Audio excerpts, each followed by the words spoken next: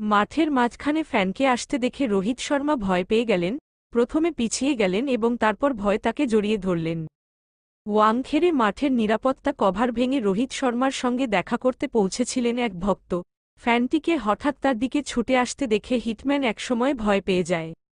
ভক্ত নিজেকে জোর করে, ভয় রোহিতকে জড়িয়ে ধরেন।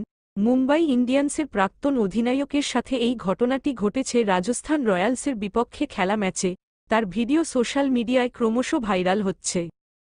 ফ্যানটিকে দেখে ভয় পেয়ে যান রোহিত। আসলে রোহিত শর্মা ঘুমের মধ্যে ফিল্ডিং করছিলেন এবং তার মনোযোগ ছিল সম্পূর্ণ ম্যাচের দিকে। তখনই আচমকা রোহিতের পেছনে থেকে ছুটে এল এক ভক্ত। হিটম্যান পিছন ফিরলে ফ্যানটিকে দেখে আতঙ্কিত হয়ে পড়েন। রোহিত তার পা পিছন দিকে নিয়ে গেলেন, কিন্তু ভক্তের পীড়াপিড়িতে তিনি তাকে জড়িয়ে ধরতে রাজি হলেন। ফ্যানকে জড়িয়ে ধরে রোহিতের মুখে ভয় স্পষ্ট দেখা যাচ্ছিল। রোহিতের পরে সেই ভক্ত ঈশান কিষানের সাথে দেখা করেছিলেন এবং তাকেও জড়িয়ে ধরেছিলেন। সম্প্রতি মাঝমাঠে বিরাট কোহলির সঙ্গে একইভাবে দেখা করতে এসেছিলেন এক ভক্ত।